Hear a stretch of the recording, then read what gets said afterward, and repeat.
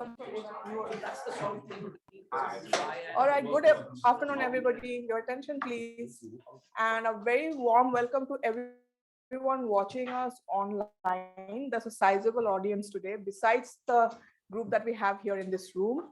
Welcome, everyone, on behalf of CEEW, the Council on Energy, Environment, and Water, and the Indonesian Institute for Research and Decarbonization, IRID. This is an official T20 side event of the G20 presidency of India that's underway right now. And I'm very happy to also welcome and thank our sponsors, our supporters, I would say, the Global Solutions Initiative. We have a strong representation here today, and Bloomberg Philanthropies. Thank you so much. Now, this roundtable picks up on where the Indonesian T20 Task Force 3 left off. And the outcome of that, the Indonesian conversation on energy transition, was the Bali roadmap, as we know. And we want to pick up from there and take it to where the Indian T20 Task Force 4 takes off. And we have the lead co-chair of Indonesia's Task Force 3 with us, Ms. Mukti Sujakman. And we have our CEO, Dr. Arunabha Ghosh, who's one of the co-chairs of India's Task Force 4. We'll come to those. But first, the topic of the discussion today. We have the building blocks of the energy transition. We know that it's necessary. We need to have the energy transition, but we need to go down into now the building blocks of it. That's finance, technology, people, and partnerships, and see how to unlock these at scale to achieve this within the timeline. So one of the targets of the Indian presidency is to set actionable points and timelines to the declarations of the Bali roadmap. But now we need to see how to do this. And I'm going to have Arunabha and Kuki first come in and sort of welcome you all formally. And then we're going to hear from Pooja, who's from Bloomberg, on why the role of philanthropic contribution to the energy transition. And then we'll be joined online by Dr. Marcus Engels, who's from the Global Solutions Initiative. And they're going to talk about the G7 and T7's perspective on how G20 and T20 can take this further. And then we'll go into a roundtable. All right. So over to you, Arunabha and Kuki. I think it's just, since we've inherited the presidency from you, you should go first. Thank you. Thank you, Shilpa, and also thank you, Dr. Arunabha Ghosh, for the invitation. And like, I shouldn't say the invitation because we collaborate. Yeah. Right? I'm sorry for that. But it's really a pleasure for me to be here. And as Shilpa mentioned earlier, that this is one way that before, during the Haiti, Shilpa mentioned that it's kind of official handover. Yeah. The unofficial handover. The task force, initially 3, now it's become 4, maybe next year 5, I don't know, you know, like every year add another number. Yeah, and I think this is a good opportunity for all of us to share our knowledge, because as we know that, you know, like, of course, you all know that energy is basically play 2 roles, right? I mean, like, to fuel our development, but at the same time also, unfortunately, the way we use our energy so far is contributing a lot to the greenhouse gas emission. So I think what we need to do now is to address both of them at the same time. So we still can use energy and develop ourselves, because everyone still needs to develop in a way, in a different way. But at the same time, we need to make sure that the energy that we use is not contributing too much to the greenhouse gases emission. And I think one way of doing it is through the transitioning from the, let's say, the dirty energy to a cleaner one. And as Sufa mentioned, and also correctly put there also, we cannot just talking about the energy transition without understanding how the finance will be, what kind of technology, how the role of the people, as well as what kind of partnership that will be needed. I think it's not only addressing government to government, but also us, all of us, as you know, part of the community. So I think, you know, with that, again, I would like to thank all of you, as well as those online that already joining the session today. And I think I'll just hand it over to you, Arun. Thank you. Thank you, Cookie. And let me extend my warm welcome to all of you, those who are joining online, but those who are also here in person. Welcome to CEEW's Sustainably Built office. I hope you got a chance to look at the exhibition downstairs. If you haven't, hopefully you'll do that on your way out. Before anything else, there are restrooms in that direction if you need to use them. And if there is an emergency, we have two different exits. The closest to us, like an airplane, just be conscious of where it is. It's right by this door. So follow our lead if there is something that goes wrong. And Cookie have just said, to me, this conversation that we're having, I mean, that title, to be honest, could have been there last year as well. And I'm sure this title can be there next year as well. So, I mean, this is not a, it's not a complaint, but we have to be conscious of the context in which we are having the conversation about that title. So to me, one major issue that we've got to grapple with is, and I'm going to say it provocatively, is the energy crisis and the energy transition, contradictory or complementary to each other. Over the last 12 months, in a sense, and you don't have to vote which way your mind works, but we've heard two kinds of narratives. The energy crisis is a reason to double down on fossil fuels and just deal with the here and now problem. Or a second narrative is about this is therefore the trigger, the opportunity to double down on the transition and in fact leapfrog to something else. Now, it is for us to collectively weigh in on whether it's complementary or a contradiction, and if it is a contradiction, how do we resolve it? The second issue that I wanted to bring to notice here is that ultimately energy, while we have to think about the building blocks of the energy transition, energy is a building block for the economic transition, right? And we're having this conversation again, just as the World Bank has, I think yesterday or day before said, like, the recession is just nearly there. It's almost like something that we should be looking forward to, but clearly it isn't, right? But the point is, there is an economic crisis as well. In addition to the climate crisis, in addition to the food crisis, in addition to the energy crisis, there's a real economic crisis about jobs, about livelihoods, and the implications for the broader sustainable development agenda. So in that context, we have to think about how does the energy transition done right help to get out of this economic morass that we are likely to be heading into. Related to that then is to be careful about the impulses that we seem to get every time we are in crisis. And I say we as in, like, pick a country, pick a community. We double down on ourselves at the cost of others, right? And it's not the first time, right? So we might then end up in situations where what seem like energy transition plans for one country are, coming at the cost of the energy security needs, or the energy transition plans, or the clean energy development objectives for another country or another region. So how do we deepen energy or clean energy interdependence in the pursuit of energy security, and avoid, or at least try to avoid, protectionist, accidental or intentional protectionist barriers that come up? And finally, I would like to say that what is therefore is the role of partnerships in all of this. It's a much abused word. A few months ago, I said in the I said that if there's a circular economy of sustainable development goals, then perhaps goal 17 should have been goal 1. We almost forget that goal 17 is there, number 1, and what it is all about. So how do we actually lend some real substance to this word that we all, no one can complain against partnerships, but what is the real substance to it when it comes to dealing with the first 3 challenges as outlined?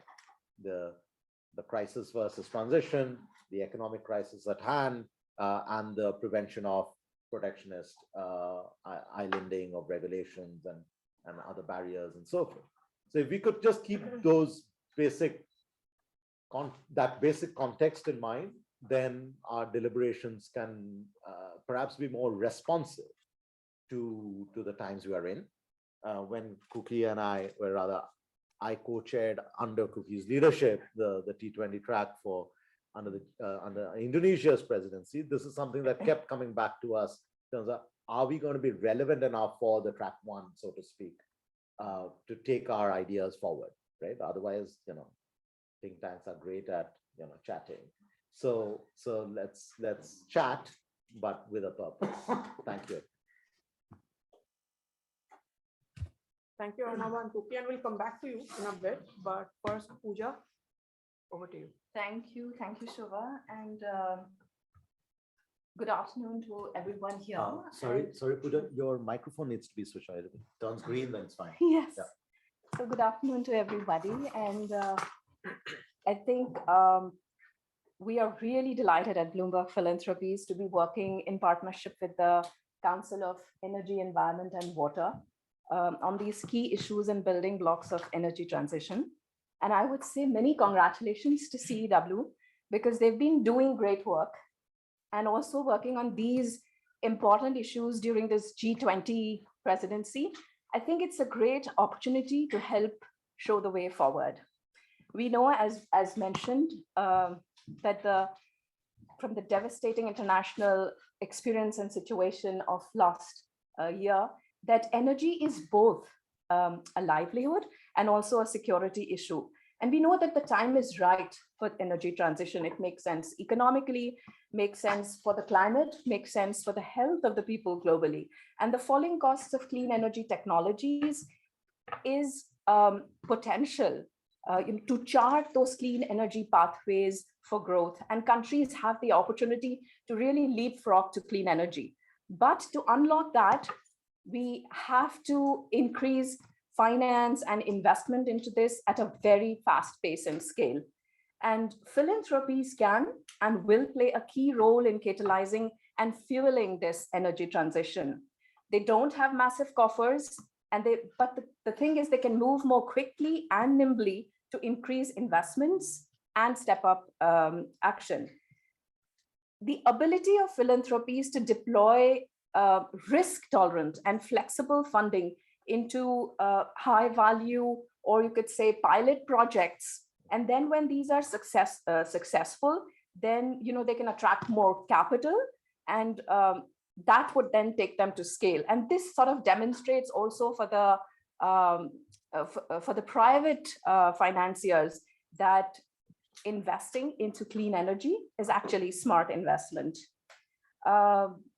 Philanthropies can unlock these other forms of finance, and Bloomberg Philanthropies has been experimenting with innovative approaches around this and bringing different actors. For example, the Climate Innovation Fund, where we've been working with Goldman Sachs and ADB.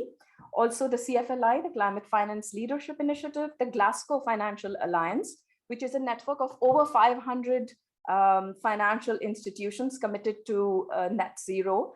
And we are also deepening work on the clean energy transition in 25 new geographies. But as mentioned, as countries are seeking these new advances in clean energy technologies, what we really need to keep in mind is that it enables citizens to take advantage and benefit from these energy technologies, at the same time keeping the solutions equitable and affordable.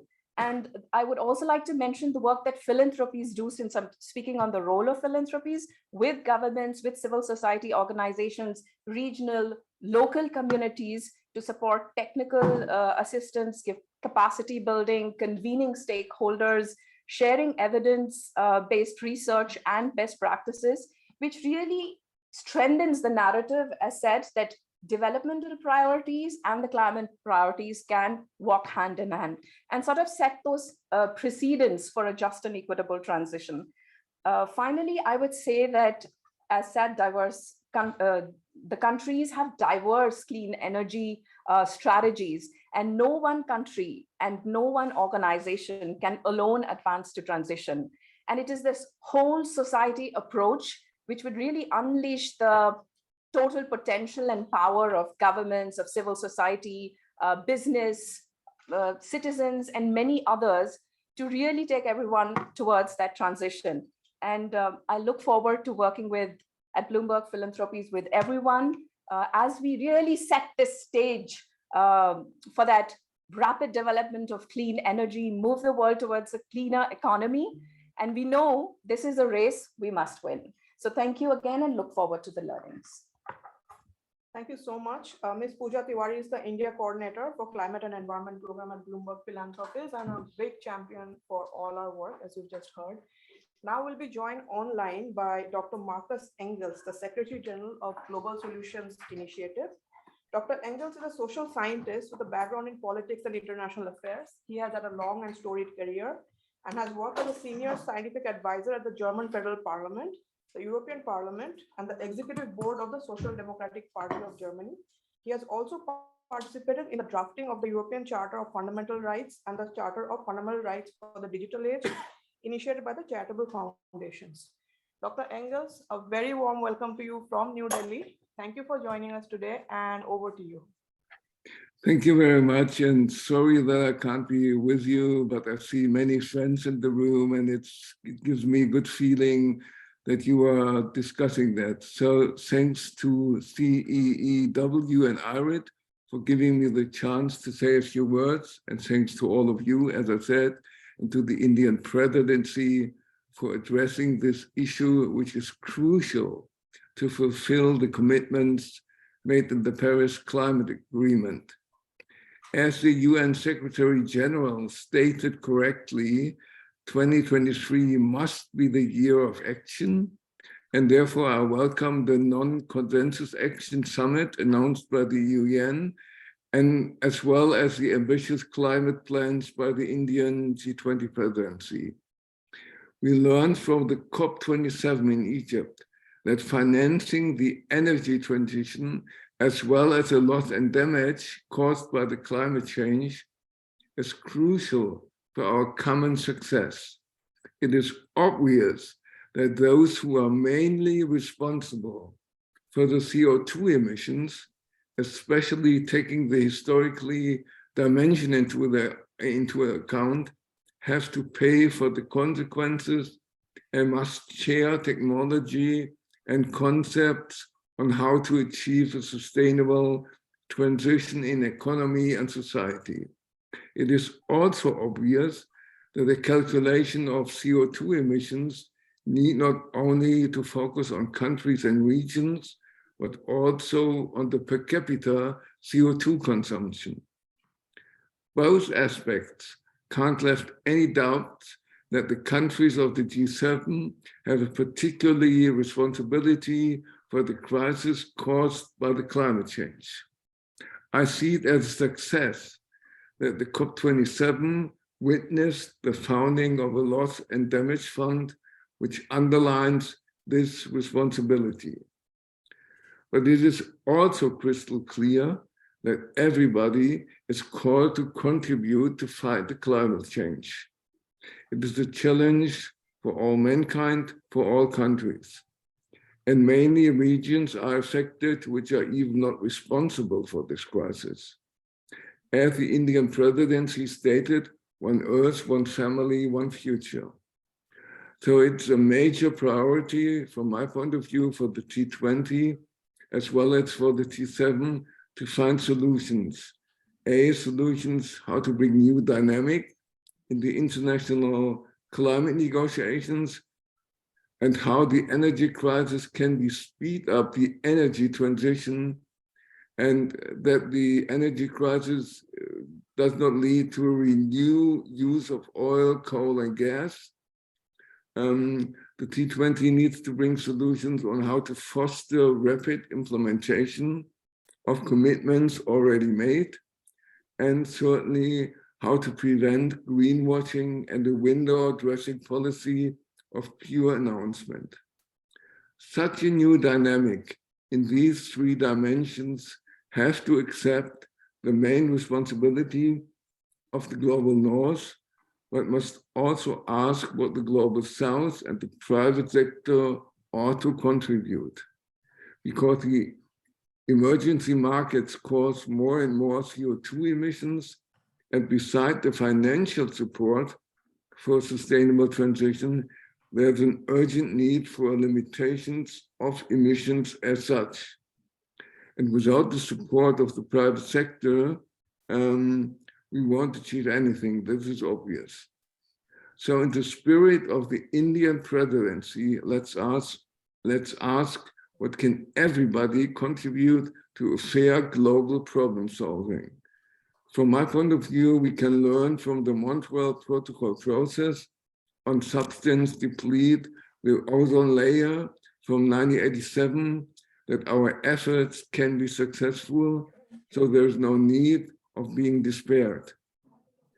But we do not need only technical solutions, but more a fundamental and systemic change in the way how we organize our societies and our economies. In this respect, the measurement of wealth plays a critical role, as well as the accounting of companies.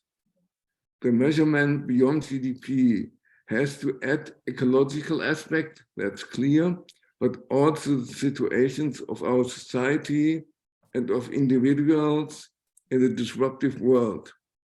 Fighting climate change is a comprehensive task which needs the acceptance of the people.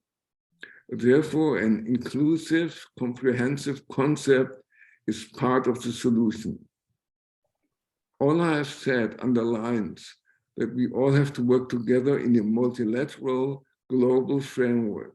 Such a framework will only be innovative if it follows a multi-stakeholder approach, including think tanks, civil society, and business.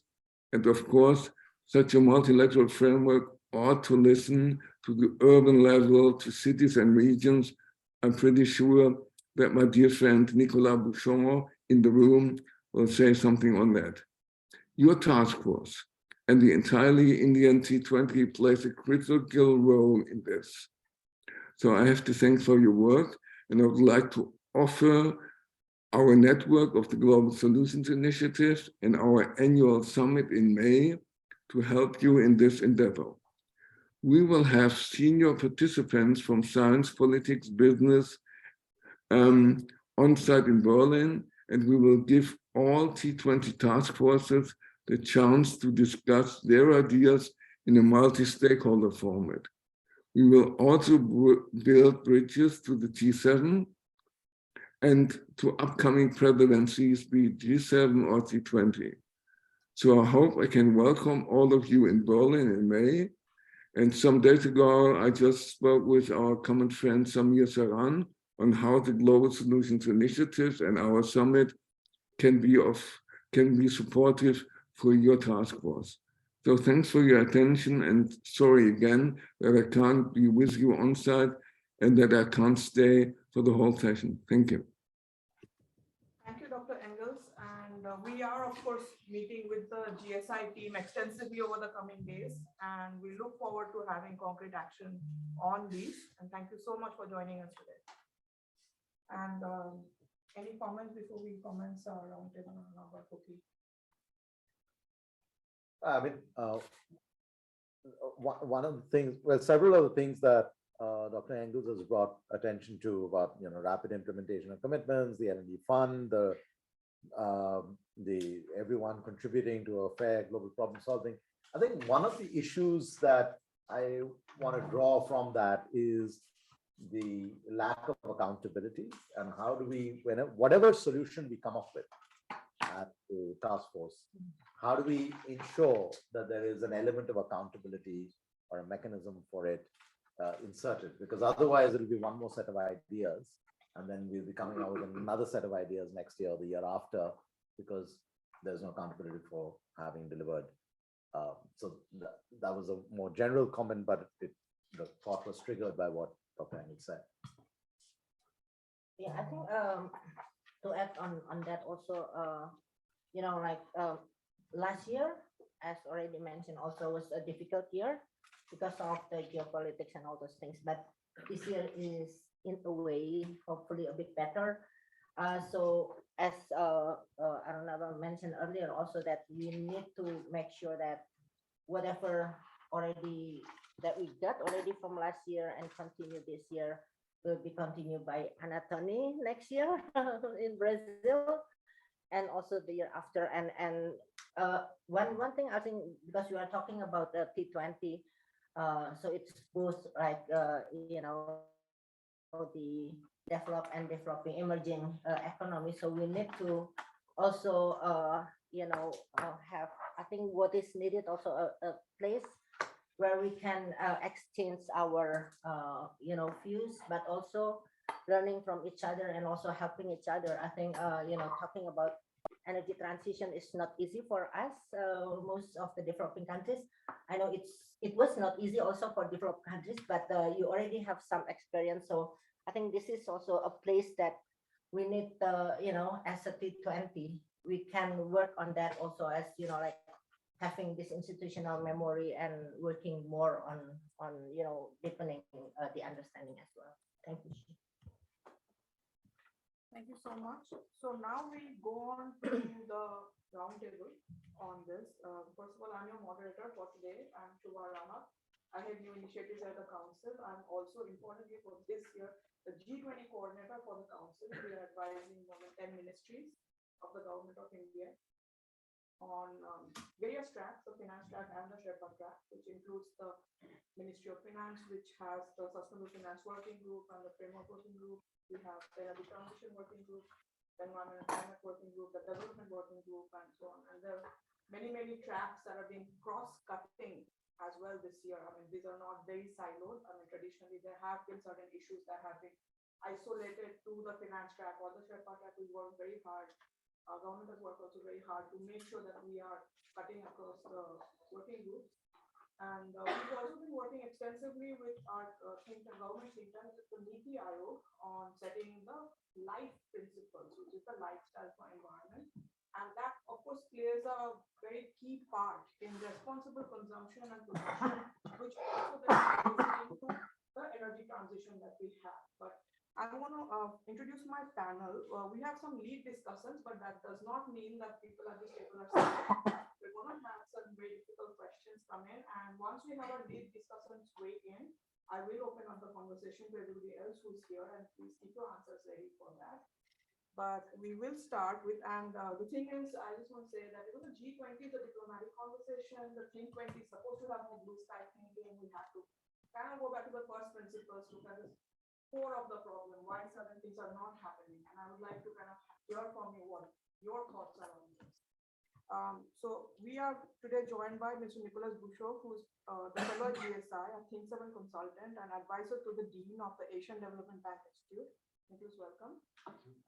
Mr. Raghav Handa, Director of HSBC India, the Central Management Office, Strategic Business Development and Government Affairs. Welcome, Raghav.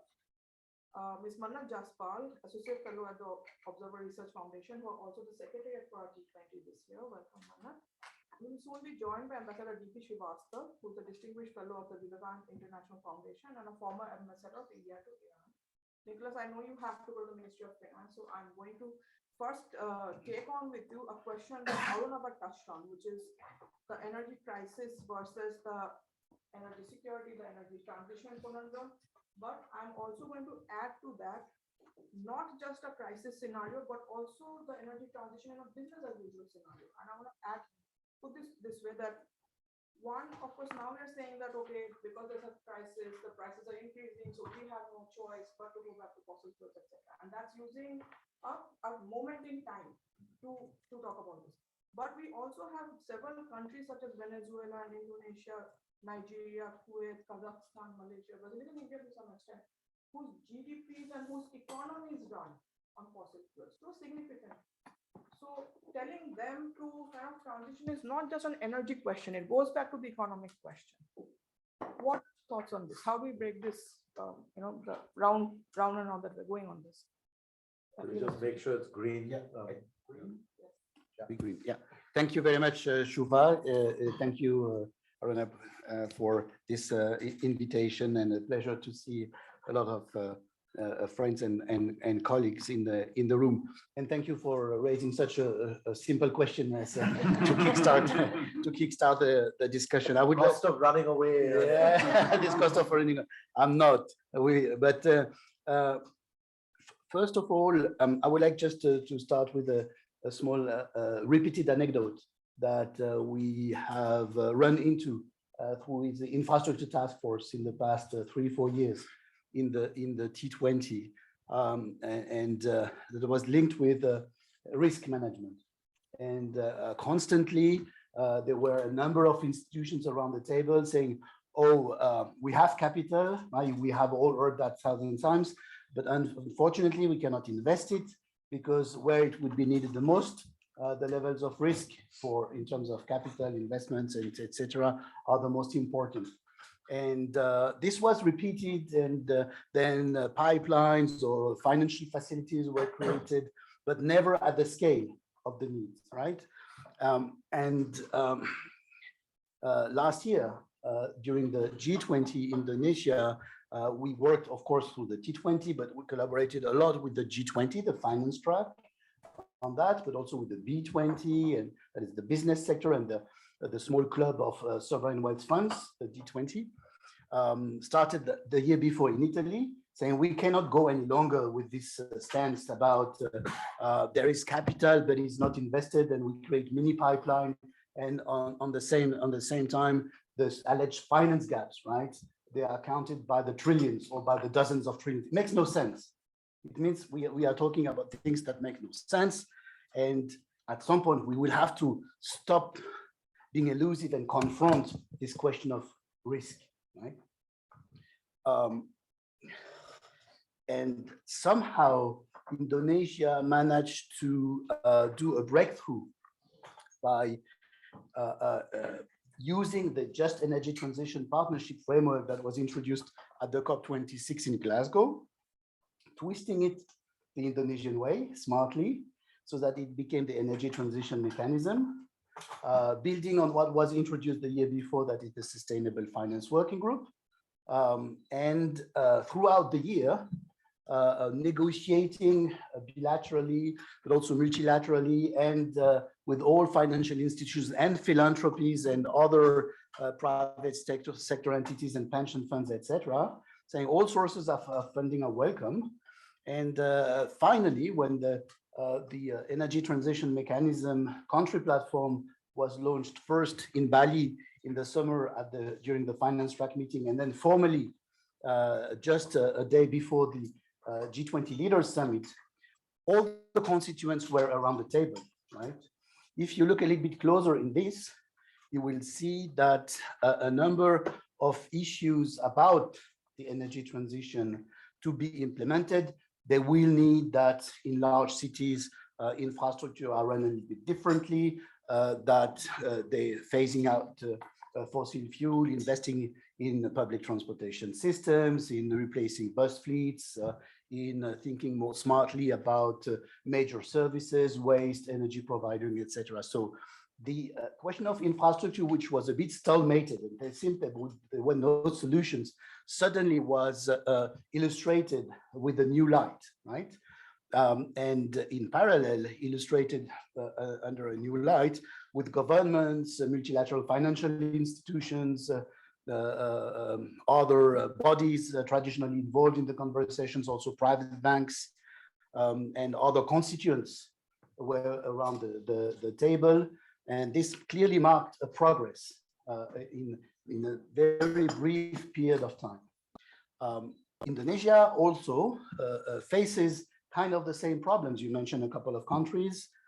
India also is relying a lot on coal, and this is no easy way. So I remember during many of the discussions, either the Minister of Finance of South Africa or representative of South Africa, or at the GIZ Future Forum in Berlin, in Potsdam in September, there was also someone from South Africa describing the multiple impacts of closing down mining, right? And what do you do with entire regions, livelihoods, the economy, the whole social structure, etc., that is entirely depending on the exploitation.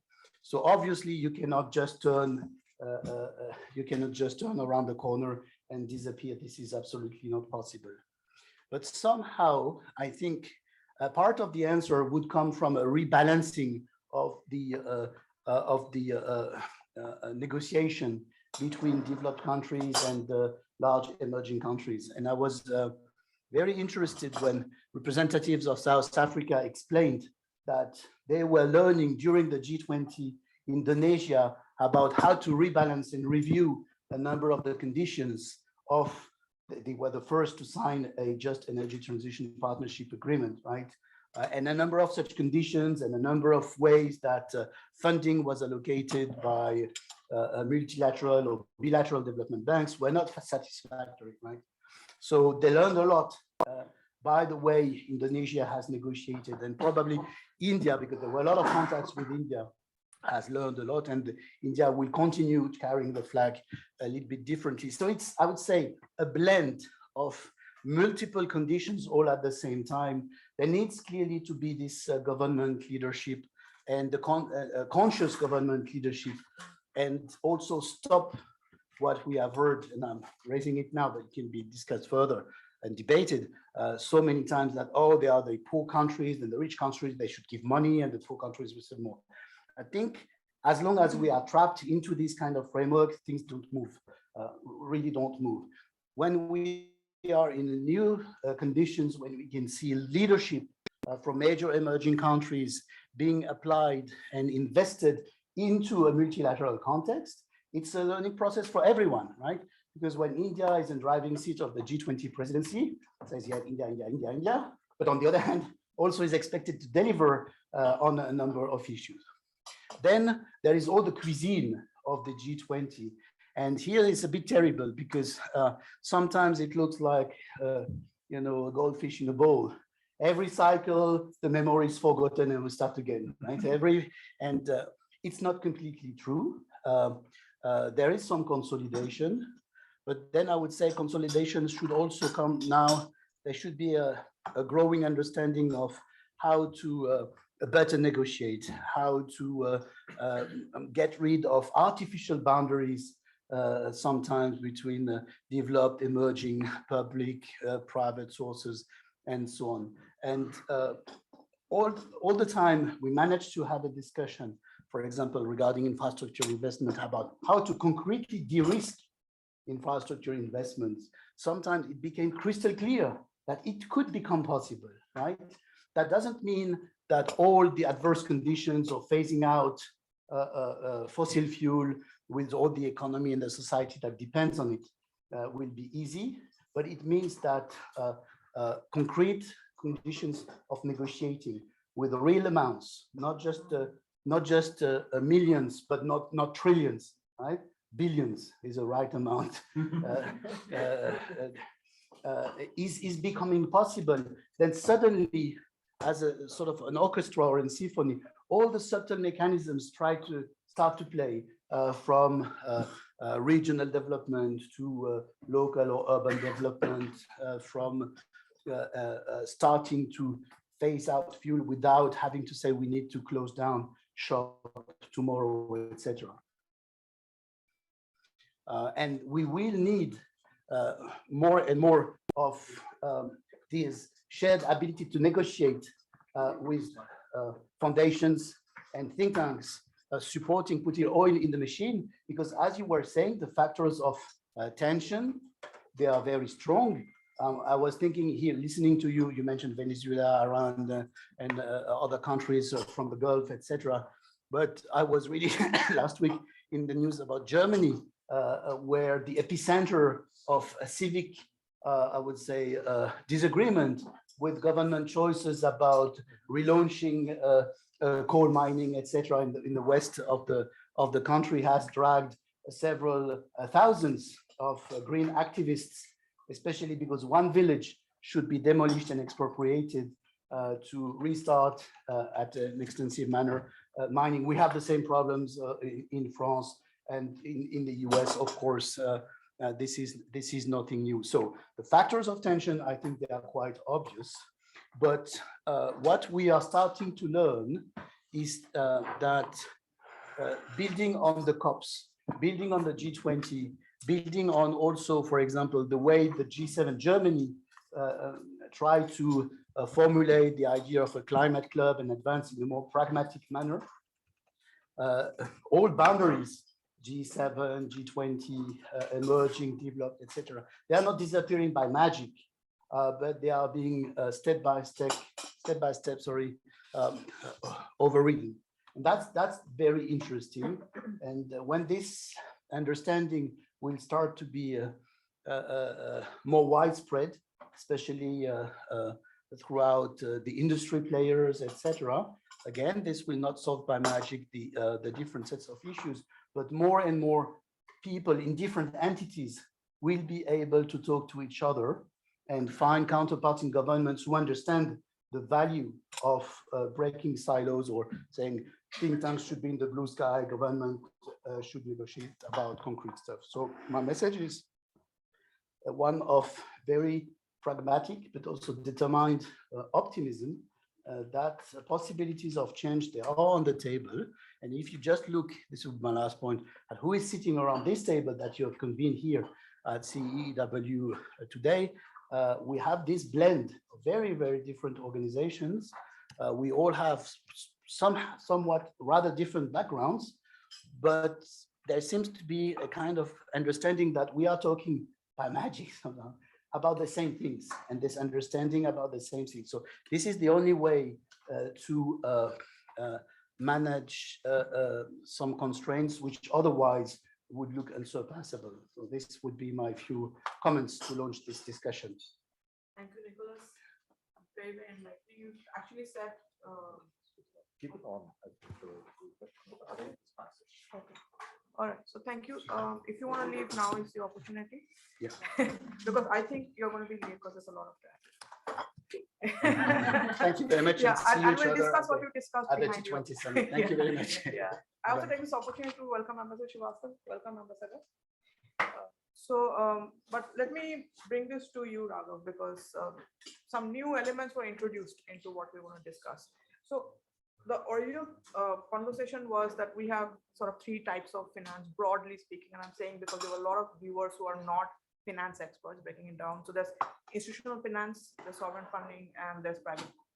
And the sort of the mix of that is 2 to 3% institutional finance, 5 to 6% sovereign, and the balance is private. And it's always been the challenge, like he said, to manage the risk of perceived or otherwise of this. Now, here's another element that Nicholas introduced over here, saying that if we want to tackle the entire energy transition or the economic transformation, we need to look at infrastructure funding, or other areas have to also be addressed at the same time. And we cannot look at just climate or even, let's say, renewables project funding. What are your thoughts on this? How do we bring everything together? Is it opening up too many avenues, or is there some way to tie it together? I think first of all, thank you for having me here. Thank you. So I think to your point, see, all these are closely interlinked, right? We are ultimately talking about, developing a sustainable, a sustainable infrastructure. We are like talking about developing sustainable growth models. I think, renewable energy is a means only to kind of clean up and green the energy sources. Now, to his point, how is it linked to infrastructure? I just feel that they are very strongly interlinked. Now, importantly is to understand what is the problem statement that India faces today in terms of unlocking private capital finance, right? Even if we see India's revised NDC targets, which are at about 440 gigawatts of renewable energy. And we've done a deep study on this. India approximately needs, there are different numbers floating around, but India approximately needs about $173 billion of funding, pure funding, to meet its NDC targets. The average credit inflow by all banks put together in India over the last 3 years has been a mere $19.3 billion, right? So we need 173. We are at 19.3. This gap is not just an off-the-cuff gap, right? It's a serious gap to be considered. I think all organizations, including private financiers like us, we've announced plans. Our climate action transition is supported by multiple pillars, including corporate sustainability, philanthropy, climate finance commitments, so on and so forth. But then the fact of the matter is that India still suffers a very large disability in terms of unlocking, or maybe, really kind of bringing out the private finance to support these projects. Now, these could be renewable projects. These could be projects under the under the national asset monetization, the pipeline. They could be infrastructure projects, so on and so forth. So how do we kind of then plug this gap, right? The other angle to really, and we can go deeper into it in subsequent conversations. The other angle to really consider is if you really see the global investment trends in clean energy. Globally, I kind of recollect, going through a report of Bloomberg where where you actually said that $755 billion have been invested globally. Now, India's FDI share in the non-fossil fuel sector is $13 billion. India received about $85 billion in 2021. $13 billion out of 85 is about 15% odd. Now, in absolute terms, I mean, it may not be that significant, but if you see the growth over 1920, it's the 100% growth, right? In 2019, the FDI that India received in non-fossil sectors was hardly, was not even close to $1 billion. So from $1 billion to 13 billion, while a large part of it has been driven by solar and EVs and onshore wind, but then the fact is that it is on the transition path. Now, there's obviously an infrastructure along it that needs to be created, be it the trunk infrastructure, otherwise. So, just to quickly, set the perspective here, I think India suffers a large financing or disability gap. There are various policy interventions that we worked out as a part of the CFLI group, and even beyond that. We have the privilege to chair the CFLI E-Mobility Committee, and India CEO is also on the Executive Council, and I chair the E-Mobility Committee. But through that CFLI, and even through our own public policy advocacy, there have been some very serious pieces that have gone in as humble, suggestions. Hopefully, I know you might have to speak up a little bit. I think people at the other end of the table might be. Sorry. So I know for bankers, money talks, but sometimes bankers need. Sorry. So broadly. Could I also request please introduce yourself? No, I'm sorry, I've come. No, it's no problem. I'm so a very quick introduction. I've been with HSBC for 14 years, a part of the CEO's office, where I'm largely responsible for strategic growth initiatives, sustainability, and government affairs for India. So broadly, what we've been, what I've been trying to, sum is that India suffers a large disability gap, which is a massive gap of about $153 billion. And this is not being growing because the number that I've shared with you is a 3-year average number. The second is that India's share in renewable is growing, right? We've seen from $2 billion going up to 15 billion, $13 billion in 21. 22 numbers are yet to come out, but the first quarter of 22 numbers, which have already been reported, shows a positive trend vis-a-vis the first quarter of 2021. It's largely been underpinned by traditional sectors and a healthy mix of new upcoming sectors, including EVs. I think where India is also slated as, as a bank, we are fairly optimistic on sectors as green hydrogen, offshore wind, biopellets, and so on and so forth. But I think there needs to be an element that needs to be addressed from a policy intervention standpoint, which is around how do we unlock this massive private capital or bank funding that can that's absolutely crucial and imperative for India to meet its NDC targets. The third element is on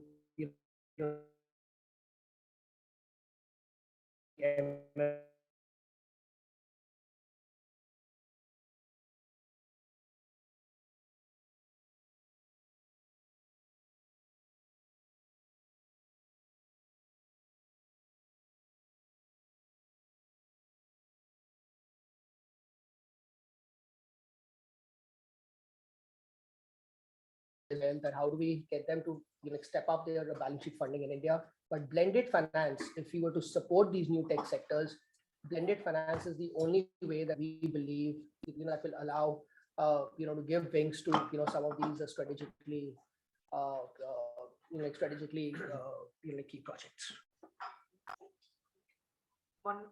Maybe do you want to say something about this blended finance alliance that came out of the Indonesian presidency in response to what Radha just mentioned? I don't have too many information on that, but as I understand it, and at least this is like the Indonesian government initiative from a couple of years ago, when basically Prof. Bambang was the Minister for National Development Planning, that it is difficult to get the funding from the government pocket, as well as from, like how do you call it, like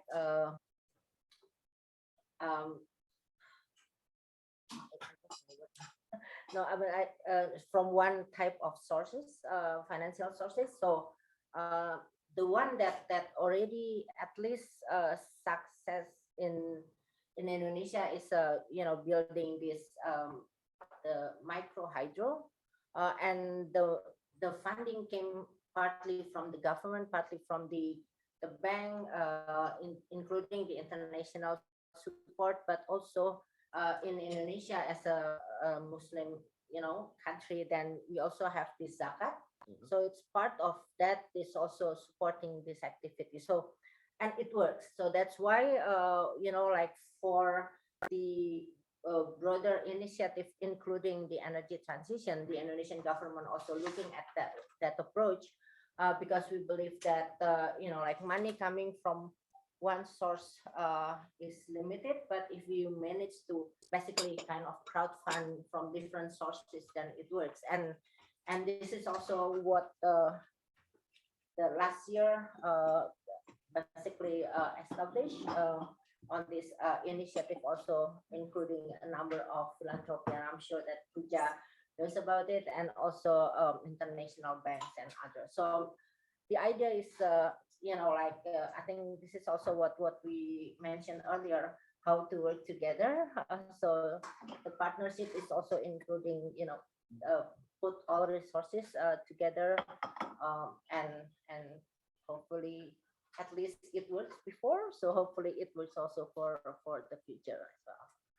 Pranav, if I can just add to this. So I think what we've also seen over the last 6 to 8 months, specifically, banks at the end of the day will find a way to fund projects, right? For example, like HSBC, we are not too fussed about what type of energy project it is, as far as the project is commercial. I mean, like commercially viable. I mean, as far as the project is ESG friendly, is fitting into the ESG framework, I think we will go ahead and fund it, right? The blended finance model typically helps to give wings to projects which are pretty new on the S curve, right? Which are pretty new from a tech perspective.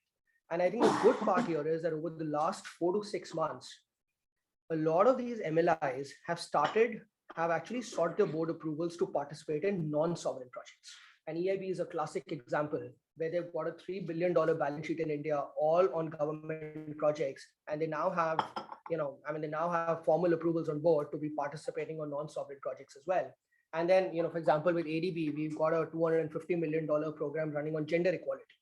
So, the idea is that wherever we want to bring in MLI finance, it should positively impact one or more than one of these SDGs, so that you are ultimately, leading that to a sustainable, development from a sustainable development lens. Thank you. And before I move on from finance, I want to touch on some other topics. Manat, you want to weigh in on that, on the policy mechanisms? Raghav touched on some governance and policy mechanisms that need to come in as well, beyond the banking infrastructure that does this. What are you sure? So I think your microphone is on.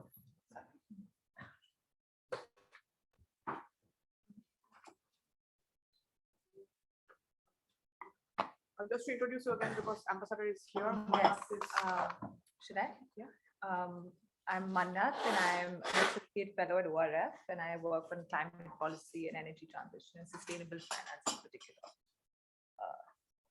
ORF is a think tank, and I am an associate fellow there. So, if I may. Yeah, please. So I think to look at finance first from a very policy perspective, it's important to break that down and see what kind of finance are we talking about. One would be the scale, and I would disagree that we do need trillions and not billions of dollars. Second would be the quality of credit that we're looking at. There is a debt bias when we look at climate finance globally for energy transitions. So how do we ensure that there is more grant-based funding for climate finance? How do we ensure that there's more equity-based finance when we are funding energy transitions globally? And the third would be, what are the conditionalities attached to this finance? Most often, a lot of aid or ODA that comes into a lot of these economies, even debt for that matter, there are certain conditionalities which don't always understand the ground realities, and they aren't always favorable to local context. So it's important to sort of ensure that the terms and conditions attached to that finance is also favorable for the emerging economy.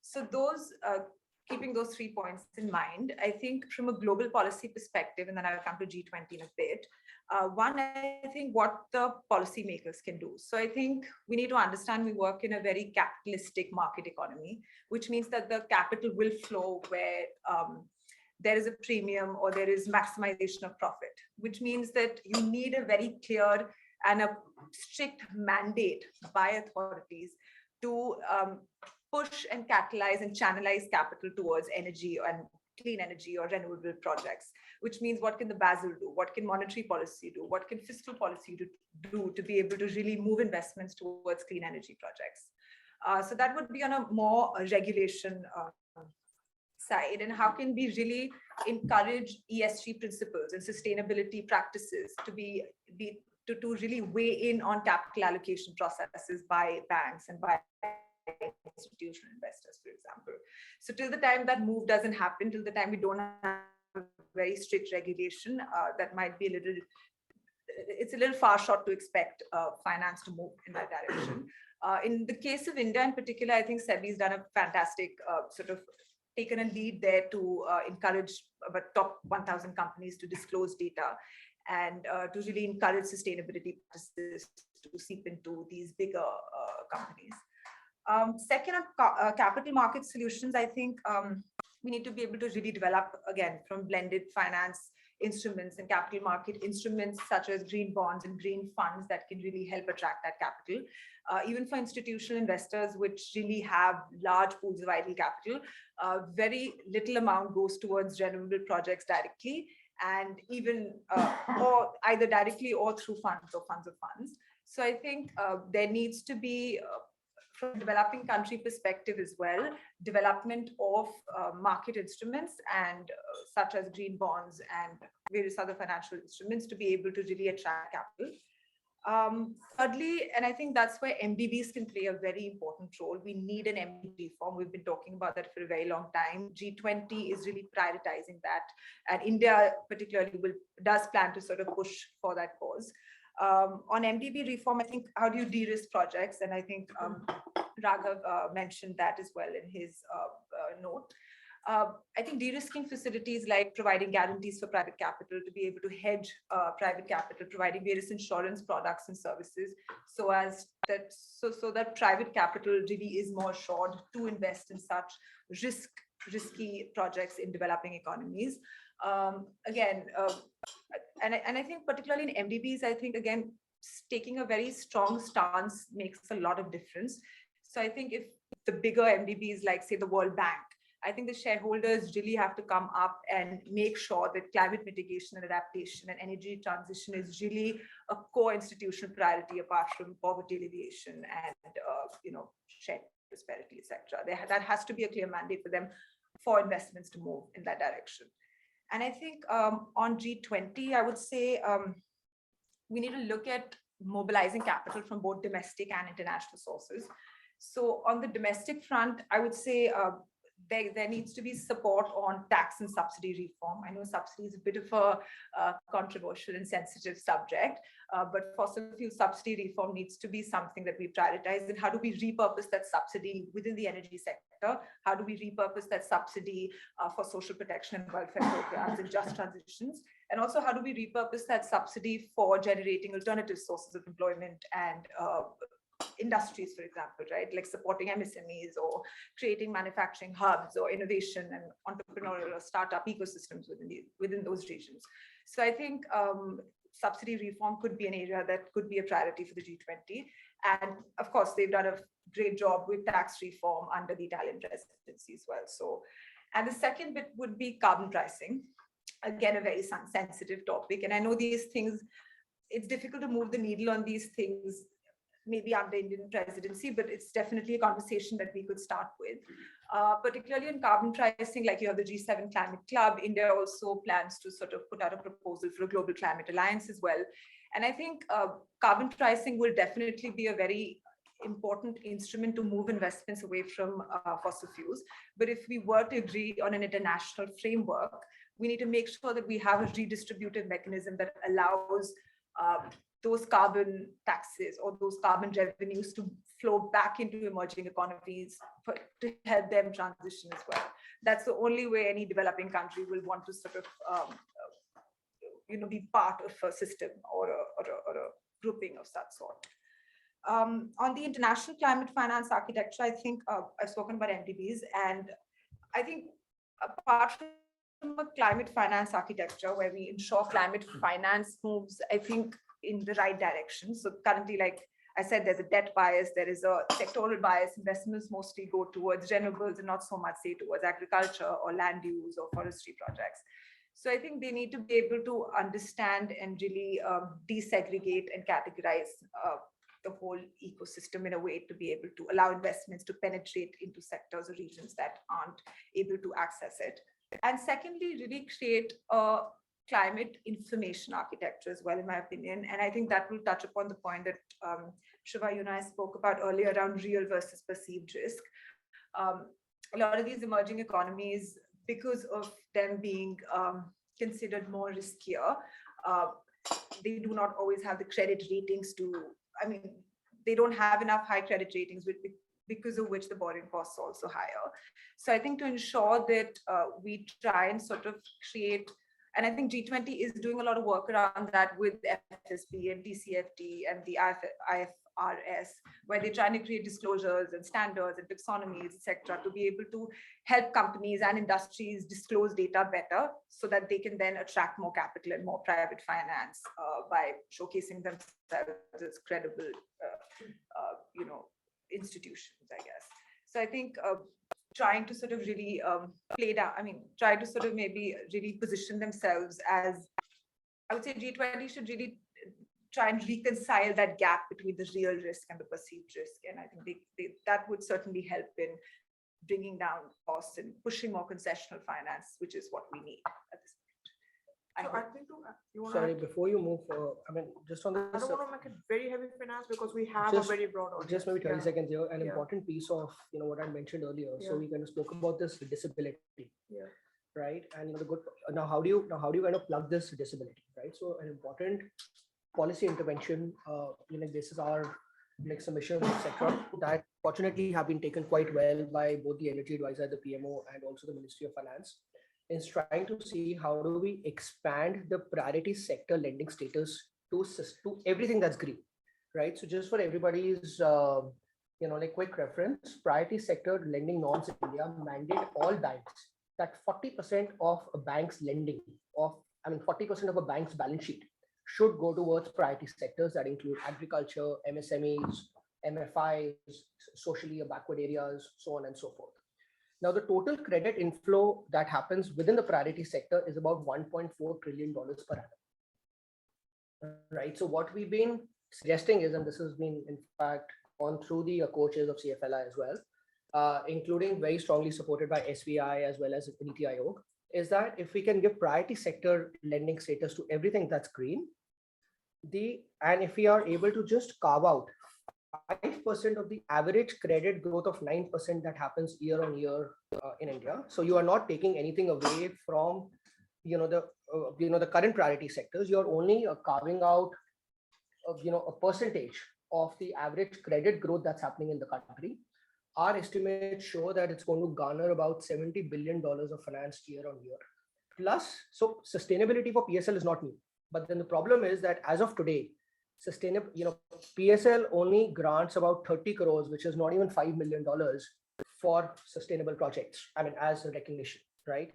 Now, the key part here is that since the borrower segment involves an important strata of MSMEs, SMEs, and startups, which are really the backbone to anchor corporates, but perhaps one of those sectors who may not have access to say a great deal of capital.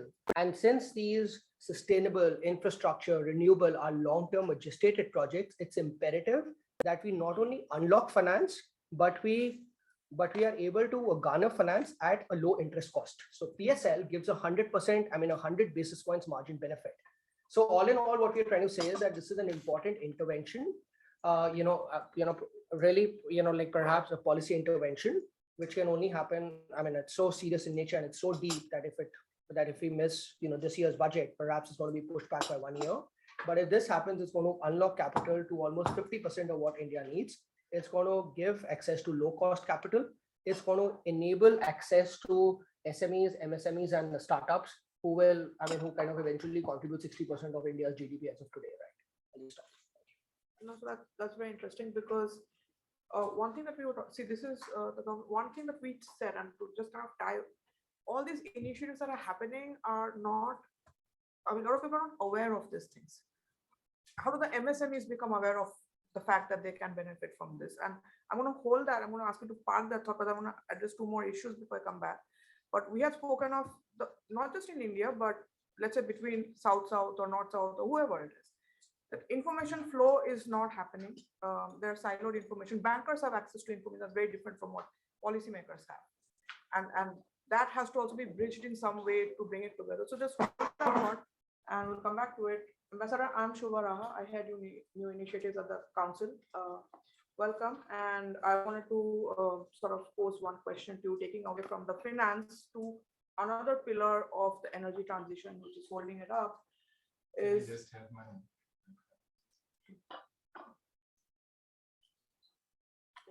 what happened? No, go ahead. Yeah. Okay. Yeah. So sorry,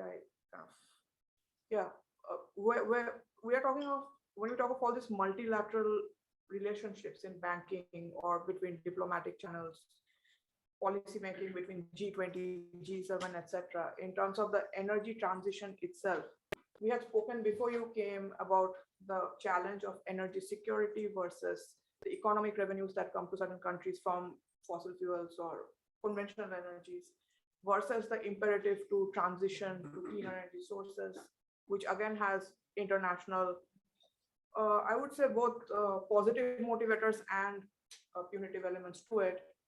How do countries like India negotiate this diplomatic conversation, which is also another part of the G20 conversation? One is this technical parts that we are talking about, but diplomatically, how do you navigate?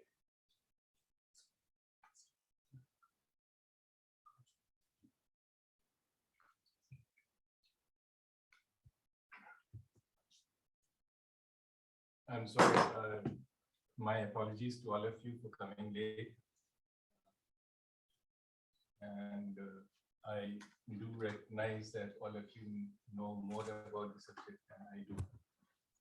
Diplomats normally don't deal with issues like climate change, but I have strayed into this area. And let me, with your permission, let me introduce a study which Vivekananda International Foundation conducted. And this was a task force headed by Dr. Kakolkar, former chairman, Atomic Energy Commission. What we are looking at, in 2018, MIT conducted a study. And the MIT study brought out that in case of exclusive reliance on renewables, approaching lower emission targets is prohibitively costly. So you have to blend it with nuclear. Now, this study was conducted in the context of US, New England, which is one of the richest states in US. And the second case study was China, which is a developing country. And it brought out that for developing country, the advantage is even more pronounced for a mix which has nuclear. Now, this study did not cover India, and we tried to fill in this blank. And for our study, the mathematical modeling was done by IIT Bombay. But before going into any specific area, that is mode of fuel choice, let me highlight a basic principle. G20 is a very diversified group. So you can't have, one size fit all. Now, we have also seen what has happened since Glasgow, Ukraine war and climate change. We've seen the situation in Pakistan, our next door neighbor, and high fluctuations in fuel prices. So what I call, a disorganized transition to is even more expensive than the resources needed for a normal transition. Now, before we go into, the mode of financing and where do you get that money from, let's try and understand the scale of the problem. And the scale of the problem is sometimes not understood because I think only 2 institutions have done this study, and I must compliment CEW that they have done a study of requirement till net zero till 2070. Unfortunately, CEA, which is a government body, their time horizon is just 2030, and Niti Aayog is still struggling with 2047. So only 2 organizations have done that, and that is CEW, and we have taken lead from them. Now, the approaches are different, but the common element, I think if I remember your figures correctly, the grid size for reaching net zero in India's case, as per CEW studies, around 7,600 gigawatt. Now, this should tell you the scale of the problem, which is not understood when people talk about, there was some discussion about financing. And as Mannat rightly pointed out, it's not a question of billions, it's, trillions. Now, let me explain, India has a grid size of 400 gigawatt. We have about 100 gigawatt of renewable. Prime Minister has announced 500 gigawatt by 2030. Total grid size, let's assume, is 1,000 gigawatt. That 50% is dropped, but let's assume it's 1,000 gigawatt. 1,000 gigawatt grid size with 500 gigawatt coming from renewable, you may have enough land. But when you go up to 2070, according to our study, we have taken 5 scenarios. We have not prescribed any pathway. We are being modest because, as IEA report mentioned, that beyond 2030, there are no known technologies available. So what we have brought out are simply the cost implications.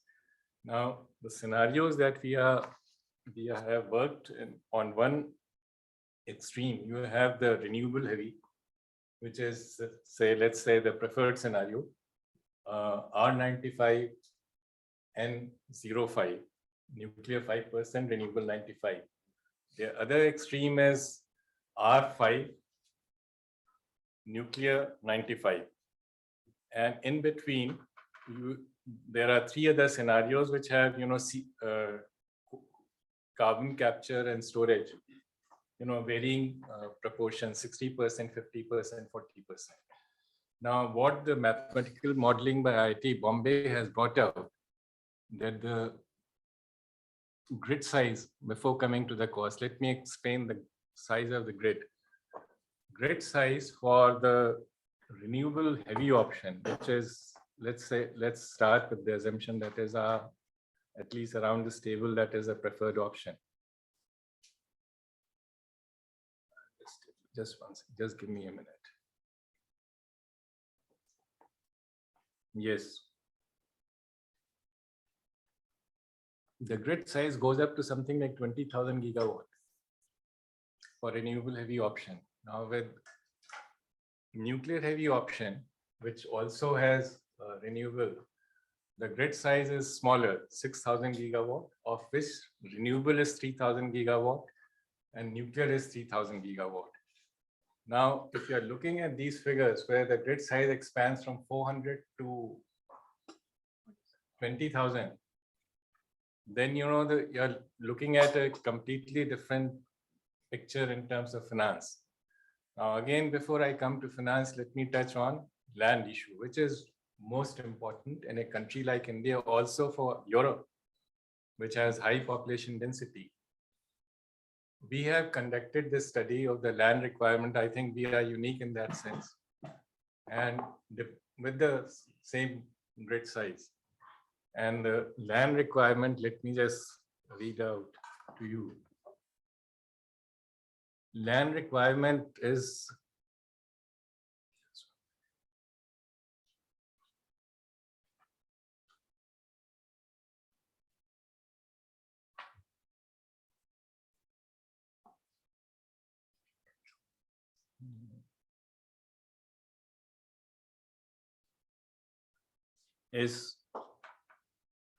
land requirement for R95 and 5 is 412,033, 4 lakh, roughly 0.4 million square kilometer.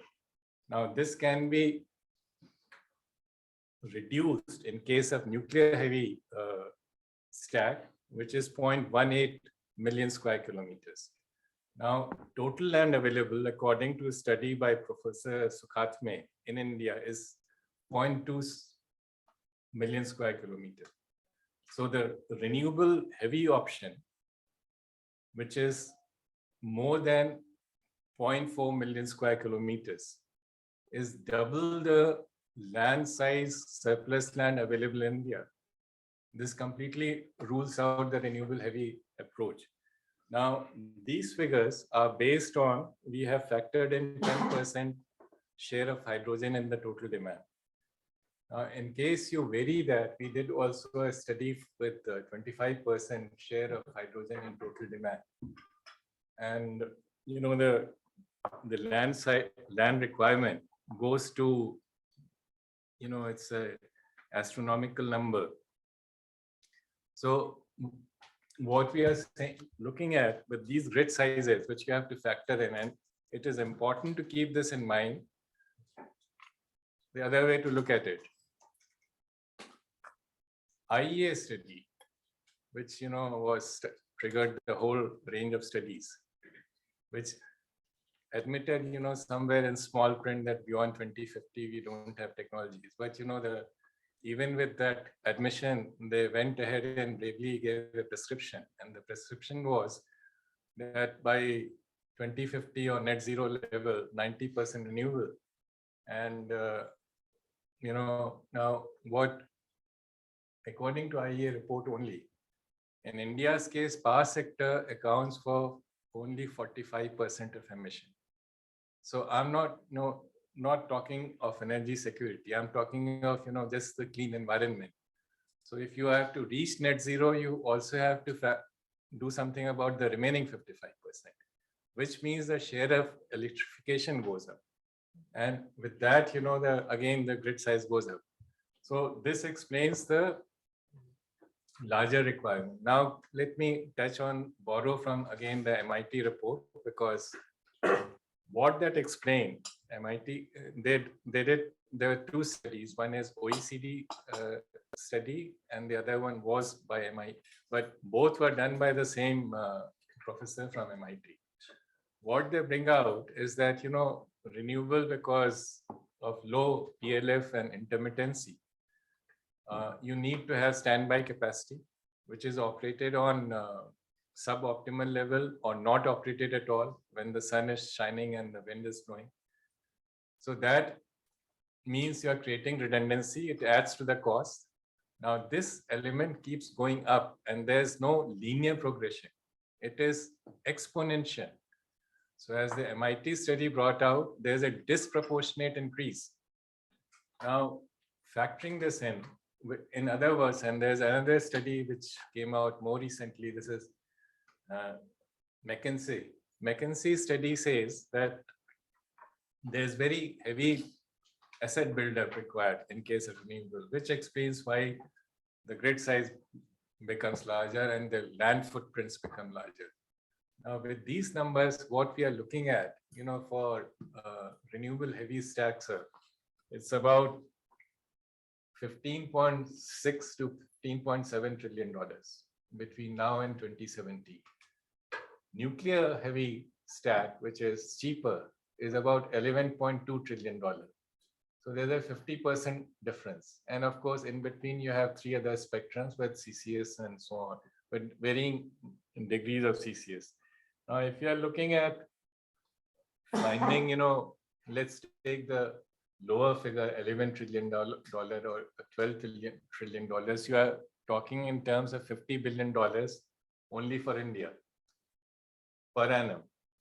Now, the other thing which we looked at is that, there is this fallacy that, and this is, I'm touching on this because, there was reference to carbon price. Some of the reports have mentioned that the carbon cost concept will be used to drive out the fossil fuel. And during that transition period, the tariff will go up. But after that, once the renewables have replaced fossil, the tariff will come down. We have looked at it, and this is a completely fallacious argument. And this has also been brought out by McKinsey study, because what they are saying is the operational cost of the renewable that comes down once the renewables have replaced the fossils, because renewables are, there's no cost to sun power or wind power. But the capital cost, which has already been sunk in, remains.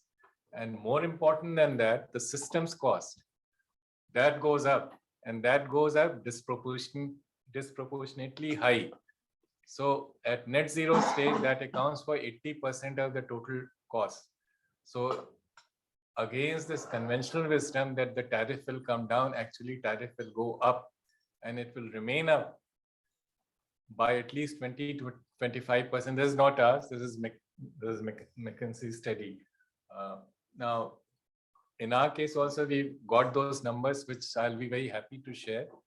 And there is a report. I'll forward the link, and maybe CEW can share with all of you. So we are looking at, now this is only India's case. That is, if you require 15 to, now the cost goes up. Now the other element, which is let's look at the example of other countries and Europe.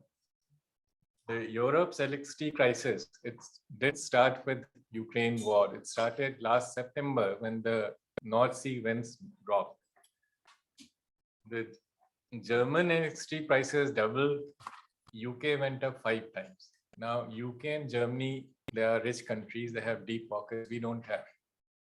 And even there, there's a problem. And Germany, the industry is complaining that they'll become uncompetitive. Fortunately, now the winds have picked up again. Winds keep changing. So Germany is right now, where the wind power can, the renewable can provide about 87% or so. But why I mentioned Germany and UK, there's a contrast. Germany has the luxury of drawing from regional grid. It has Czech Republic supplying nuclear power, and it has Nordic countries supplying wind power. UK, being an island, does not have that luxury. And we are a peninsula, but we also don't have that luxury. Our situation is much like UK, because all our neighbors are energy deficient. The only exception being Bhutan, and Bhutan's surplus is not enough even for one Indian state. So again, I'm flagging this issue. Renewable is a very limited option. We have to make full use of renewables, but only up to a certain point. Maybe we'll discuss that later. What is that threshold? 500 gigawatt, yes, we can absorb what Prime Minister has already announced. But beyond that, when you go from 500 to 14,000 gigawatt, what will be the situation apart from the land issue? Let's look at Germany's case. Germany has renewable penetration of 46%. I'm using, German figures. And Germany also has the highest electricity tariff in the world, followed by second highest is Denmark. So this is no coincidence. Now, this is not a model which at least India cannot afford it. Now, the last part, and which is you need hydrogen. And for difficult to abate sectors, and hydrogen is still not a proven solution, because the molecules are too small and transport becomes a problem. We have done two cases, 10% and 25%, and I'll share the figures. I don't want to go into the details. There again, there's a choice. If you are using renewables only to produce hydrogen, your land requirement goes up that much more. And there's a linked issue. The renewable only approach also increases the electricity requirement for electrolysis. If you are using high temperature nuclear reactor, because then, one stage of it's a high, this electrolysis, it's a very inefficient process. First, you use electricity to break water molecules into hydrogen and then burn that hydrogen to produce electricity. So the two-stage conversion, you get only 30%. This is improved at high temperature reactors, and this is one of the reasons why UK, France, US, Japan, all of them are experimenting with those high temperature reactors. So we don't have the full answer, but again, it is clear that you need to have nuclear in this mix, and this is one of the reasons why EU has agreed to include nuclear in the mix. Now, I have 3 or 4 suggestions, which, maybe as we go along, that, to reflect aspirations for better standard of living and escape the poverty tribe, there's need to increase the per capita electricity consumption in developing countries. And there has to be a convergence of per capita emission trajectories of developed and developing economies. Second is nuclear power has the lowest emission cost considering the entire cycle from mining to plant construction and electricity production according to UN study, and must form part of green energy portfolio and be eligible for all the financial incentives provided to the renewables. Third is that climate justice requires that industrialized countries provide concessional finance for the energy transition to net zero in developing countries. This cannot be substituted by funding on commercial terms. The concept of carbon price should not be imposed on developing countries whose per capita emissions are below the global average through conditionalities or denial of market access. I'll stop here. Thank you. Thank you, Mazhar. Some interesting point. I want to bring in 4 people who actually can respond to some of the points that have been raised so far. So we have with us Arina Kosak, who's the head of climate change policy at the British High Commission. We have with us Guillermo Chavez Cuneo, who is the head of the political, press and conferences affairs to the Embassy of Mexico to India, Bangladesh, Maldives, Nepal, and Sri Lanka. We also have with us Carsten Newhoff, who's the head of department of the climate policy, German Institute for Economic Research. And we have Ana Toni, executive director of the Institute for Climate and Society from Brazil. So now the 4 of you, and I'm going to come to you in that order. So Arina and Carsten, in fact, because you can German, you were brought up into this conversation, and followed by, I would like to hear from Anna, because you are inheriting the G20 after this, and if you want to also have a take on it, Mr. Cuneo, after Anna goes on. So, Sure. Oh, absolutely, absolutely. Just thank you. Yeah. Maybe just in the interest of time, let's be I'll be very pointed so we get more views in. Yeah. Yeah. Thanks very much. And thank you for the discussion to all the lead discussants. It was a really good discussion. So thank you. I'll be very quick. I think for us, for the UK government, this discussion, the T20 is really important. Like you said at the beginning, Anurabha, it will be really important to feed in some concrete suggestions for the G20. And I think we're looking really forward to that. I think really good points raised on climate finance, and we're working, the UK government and the Indian government actually together on the CFLI initiative. So it's really good to hear on that. Yeah, I think MDB reform, something that the UK government is also supporting. So we'll be looking forward to seeing that discussion in the G20. I think some of the points raised around the energy transitions and renewables, I think, and how that fits with the energy security crisis that we're kind of ongoing across the world, but I think Europe is heavily affected as discussed. And I think what we want to be is much more on the positive side, and I think it's a good. The energy crisis is actually, I think it's a good catalyst to invest more in renewables and invest more in the future in clean energy, and we should treat it as such rather than going back to fossil fuels. But we know it's a security crisis as well as a sustainability. We need to look at kind of that the triangle, the sustainability, security, and I forgot the availability. Yes. That's it for me, but thank you very much for the discussion. It's really useful, and looking forward to hearing more from this group in the future. Thanks. Let me pick up on the Lancelot's points. I think we had a lot of studies along these lines in Europe in recent years. And now the German government just announced their long-term strategy, underpinned with a lot of modeling how we want to come to climate neutrality by 2045. And the key change was that we look now a lot more on energy efficiency and resource efficiency. Because I fully agree, without these two dimensions, it's very difficult to meet our energy needs, whichever way we go forward.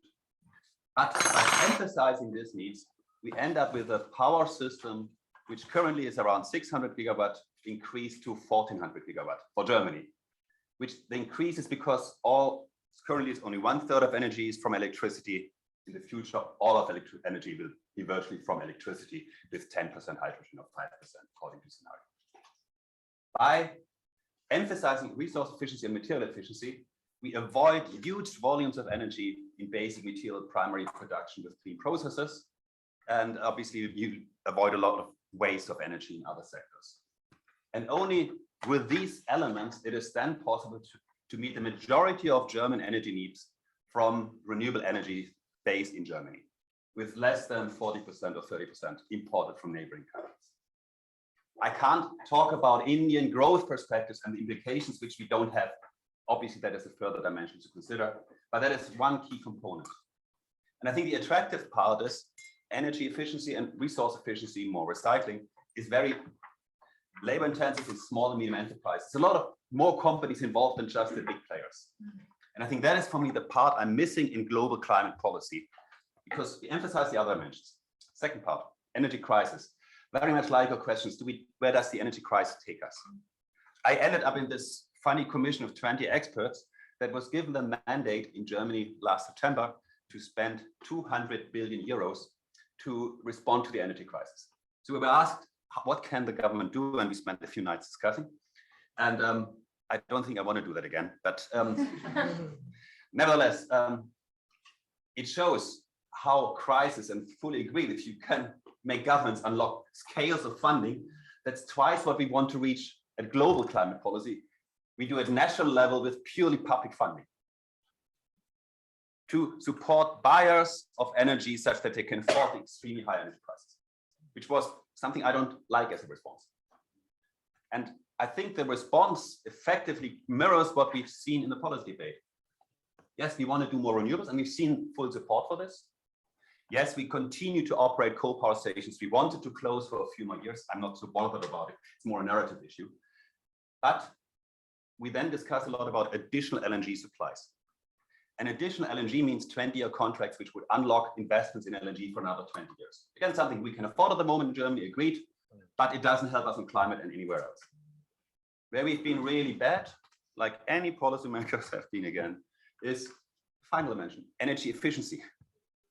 Really going a lot more on the energy efficiency side. And I think that is something that we can do on the short term. If you save electricity, we save on margin gas. If you save heating, we save gas. And in Germany, more than a third, in many countries, even more than this, of gas is used in industry. And most of industrial gas is for fertilizer production. We need it. But perhaps we can support farmers to use it even more efficiently. Biggest part is plastics. So if we recycle plastic instead of burning it and making new plastic, we can save gas and so on. So my proposal is to really emphasize global gas savings or global energy saving as a response to the crisis. If all of us save, and we should do a lot more in Germany and in Europe, but if all of us save gas, we can effectively bridge this shortage of gas that is currently there and get the prices down a lot, which will help all countries globally a lot. And at the same time, I think was emphasized a lot very often, energy saving never was sexy. Tony Blair 20 years ago, after he was Prime Minister in the UK, was offered the opportunity to become energy ambassador, and he said, no, it's not so attractive. That's the narrative. I'm not sure whether it's true. So at the same time, at the moment, it is a response that we need. And it's a response where we can anchor it, and it's a response we need for the next 2 years, because yes, gas prices are a bit lower right now, but I really hope China gets out of this COVID crisis quicker, and then gas demand picks up again. And so we really need energy savings, gas savings, to reduce global fossil and particularly gas prices, which really hurt us on the economic side. And we can use this as a kick-starting point to unlock material efficiency, to get the recycling in there. All of this is needed for our energy transition to meet it with renewables and energy efficiency. And this would be effectively an opportunity I think we can take forward as a group of countries, and an opportunity to use a commitment at the leaders level to then get the backing for the implementation. What I feel we need for the implementation, the final point, is follow up, or what you called at the beginning, how do you make it tangible? And my experience was, at least in the European side, only if we formulated clear targets and reporting against these targets and had governments commit to these targets, then we could achieve something. So on the renewables, that was the success factor for European deployments of renewables, was targets and governance mechanisms around it.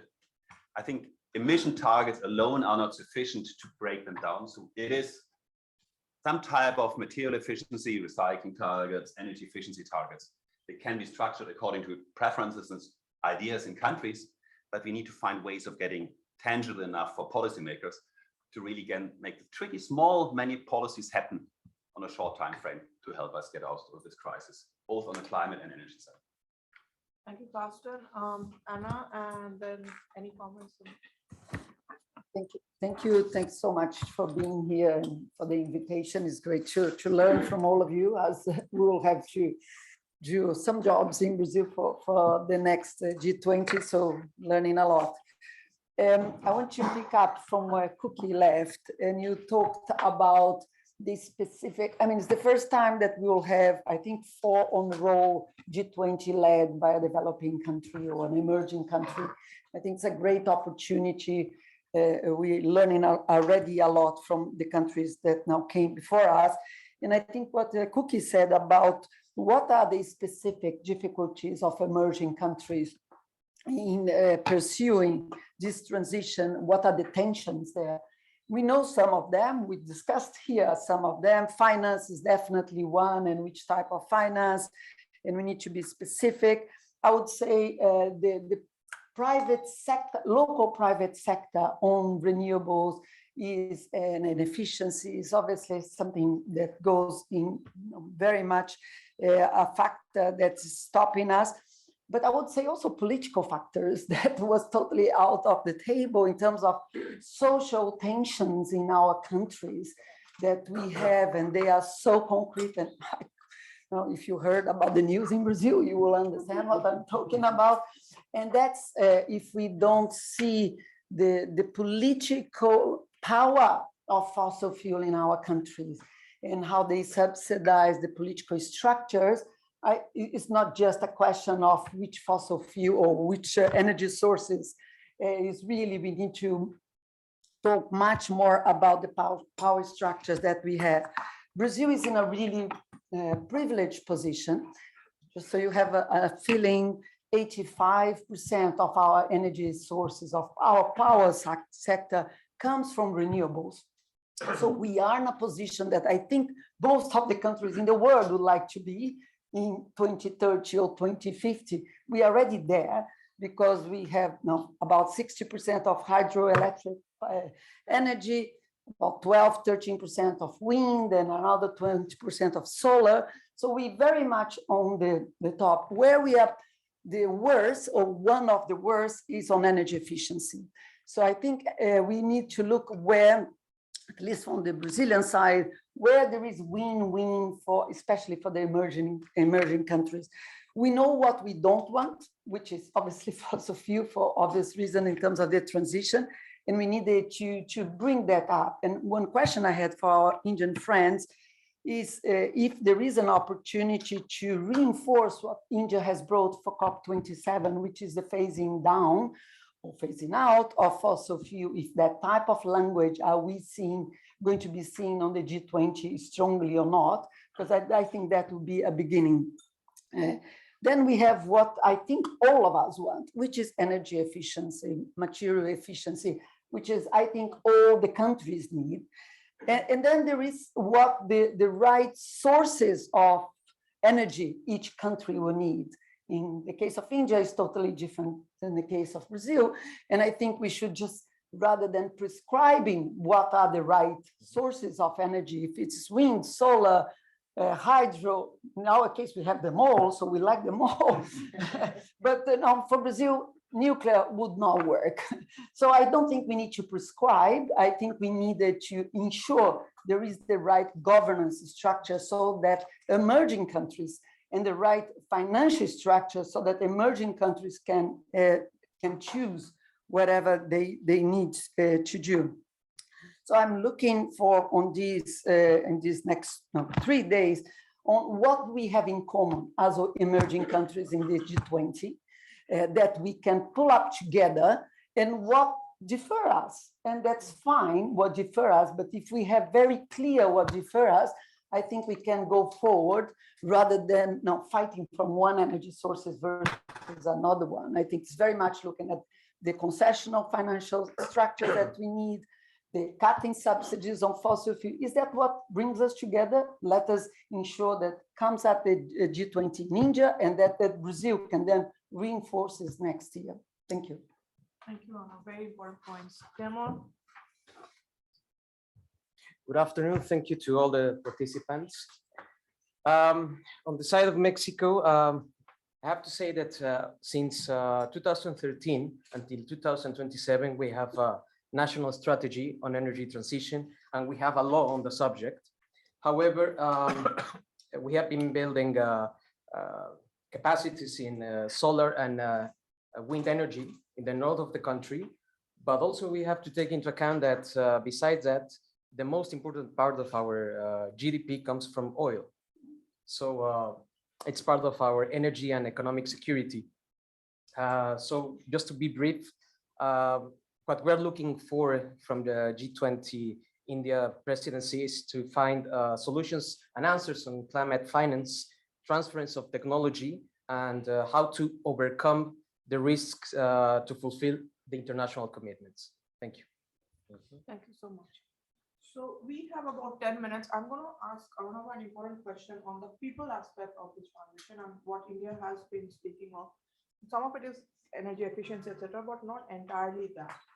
On the measure of sustainable consumption and production, I mean, we talk in general about it, but what is sustainable consumption? What is the definition of sustainability? What is the measure of that between developed countries and developed? Because when we are talking of energy or quantums of things, we are assuming everyone to be at the equal point. No, but if you're developing, demand will increase, use will increase, different things. So where does, I mean, we have done certain things in India, for example, the LED program or the Ujjwala program, or we are doing many such things with energy efficiency or reaching certain leapfrogs to the masses. But how does lifestyle for environment succeed on the global platform? And what, I'd be happy to answer that question, but I think Jesse wanted to come in earlier. So maybe Jesse, and I'll leave that towards the end. Your consumption. Yeah, Jesse, you're most welcome to answer the question on my behalf. Wish I could have sat my school exams like that. Very few quick remarks, picking pieces from the conversation, and then indeed the consumption issue, I think, looms large. Absolutely efficiency first. As the energy crisis hit in, summer 2021 in Europe, the message from my former boss, your boss, Fatih Birol, was loud and clear. If Europe had done more on efficiency and more on renewables 10 years earlier, we'd have been in a much better position in 2021, 2022 than we found ourselves in. So anything that doubles down on efficiency. The other key thing that we've learned in Europe, and transferability of lessons, we all have to tread carefully here, but that is electricity grids are the king of the food chain in a clean energy system. If you don't have the grid, you can't do everything else. You can't attach the new generation, you can't distribute it, you can't electrify, and all of the scenarios you write are beautiful myths. So very much a focus on grids. And by the way, in Europe, that means at the moment we're looking at ring grids in the North Sea to build on the interconnections we already have between the UK and many European countries, but into a properly efficient circular set of connections for a massive European asset, and transferring it also right down into the Mediterranean region so that we can balance across weather systems, which is very, very crucial. As you say, the weather system patterns need management. Tiny remark on the nuclear. We've learned some lessons in Europe. It's political, but we've also learned that it takes time. I don't think there's yet been a nuclear project in the world that was on time, on budget. So that is a challenge. And I think there's also a public procurement pattern that's emerged in the nuclear industry. I'm not sure that private banks, frankly, are how nuclear has moved forward. And I think you run into then questions of whose technology and technology transfer. I've heard a lot of references to technologies. Nobody's mentioned technology transfer yet. And that doesn't happen. Well, quite, but without it, we're still left with some, exactly. So, sometimes we have to name the ghosts. Second very brief remark. People have been hinting at sort of not just talking about energy, but energy in the economy, because indeed, I think Aaron Albion said this at the beginning, energy is there to serve everything else. In an ideal world, energy would be there, it would be affordable, it would be reliable, and it would be largely invisible, and we could all get on with the interesting bits of the economy. Alas, for multiple reasons, that's not the case. In that context, very good to hear the reference to subsidies, repurposing. As you say, it's delicate, but it's also complicated, and it takes a lot of time and examination and build-up of knowledge, and it is certainly something that has global ripple effects, and the G20 therefore kind of makes sense as a place to think about this, or at least one place to think about this. The key thing about energy in the economy is I think we have to think that we are actually talking about a net zero transition. That means radical changes follow from net zero. If you take the German net zero by 2045, we're talking about changes in the balance of trade, changes in the balance of payments, because we're no longer talking about Germany importing a lot of oil and gas. Well, what's it doing to its balance of trade and balance of payments in a net zero economy, and how deep has been the macroeconomic foresight on that? Obviously, you've mentioned the dependency on oil GDP, similar planning. Why is that a G20 question? Because if some major economic actors start to move, that also has ripple effects for one another's macroeconomic planning. I know that the Canadians have, in their climate committee, begun a scenario where they imagine that the rest of the world starts to move away from buying oil, and Canada doesn't plan for that. And what are the implications? I also know conversations like that have happened with some of the West African oil producers. Okay, that takes me then to just very briefly, two comments. One, there is no business as usual scenario. We all keep making the mistake because we've all worked in this field for a quarter of a century of referring to it. Under climate impacts, the environment changes around us. And calling that business as usual if we carry on emitting as we are is a huge mistake, because we're living in a transforming world.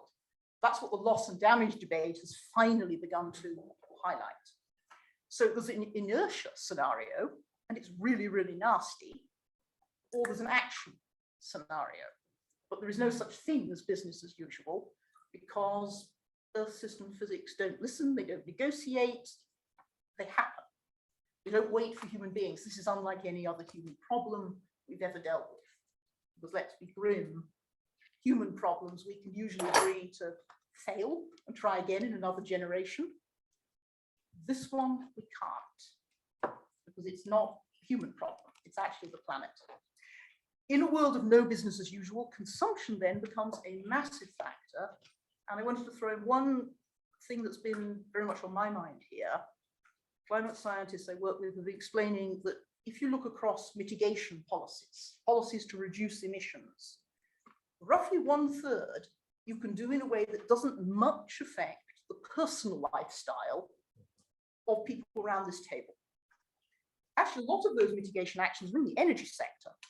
When you hear what I say next, you realize why that makes action in energy look quite attractive politically. The other 2/3 of actions involve change that will actually affect the lifestyles of, well, you and me, but also everybody with a vote, whatever the political system, because it starts to get into food. And some of those changes are quite light touch and can be positive, cleaner transport, and people can like that, and particularly it's more affordable. But some of them are very deep, really get into cultural choices and intergenerational choices and changes to houses that people may or may not welcome. That's going to involve a kind of politics that we haven't done yet. And consumption is plumb in the middle of that problem. So. What is the last third? And one for positive, final, sorry, I realized that was a very depressing point. One tiny positive remark. My understanding is from the Indonesian process that initially with events in the world, there was discussion that the G20 energy track should focus on energy security. And then my understanding is they looked around the table and realized that with the countries at the table, that could be a difficult conversation, and realized that energy transition is actually something that all the countries can still mutually be interested to discuss and develop cooperation around. So I think energy transition, even in an energy insecure world, is going to carry on being central for the G20. Can I just come in? Just a couple of clarifications. I entirely agree with the suggestion that we have to make more use of energy efficiency. And in fact, this was one of the earliest planks and continues to be the major plank of Government of India's position. But we have to factor in that, you have countries like India with 1,100 units per capita, which is 1/3 the international average. We don't hope to, and we don't aspire to, we can't become US with 18,000 or Saudi Arabia and so on, Australia much higher. But for us and for many other countries like India, and that is the more than 60% or 70% of the population, global population, energy efficiency alone will not solve the problem, because we need to, bring our people out of the poverty trap. The second issue is that we started discussing about the nature of financing. And I think one of the comments was that in Germany, the government is providing financing. It's the same situation in France, in UK, in US, where, governments have tried to, because of the hike in gas prices and therefore the hike in electricity prices, tried to shield the consumers by stepping in. Now, why I'm highlighting this, that what is happening at domestic level, and our government will have to do the same thing, hopefully. But there's a parallel. At international level, certainly you can't change track and outsource the funding requirement to so-called green financing by investment banks or commercial firms or even multilateral development banks, whose parameters or criteria are completely different. And the last point I would like to make is that when I highlighted the role of nuclear, this is not to prescribe a choice for others. What I'm saying is that, you have to have a spectrum of choices, and this should be included in that. And of course, I'm quite cognizant that, other countries may have other choices. And let me just mention that, nuclear in India is just 3% of generation. We have to do a lot of catching up with Europe. Europe has more than 20%, even today. So there we stop, and, there was a reference to gas that we need to, again, we are here with 6%. Our government's target was 15%. Some years back, we were at 7%, and we have slid back to 6%.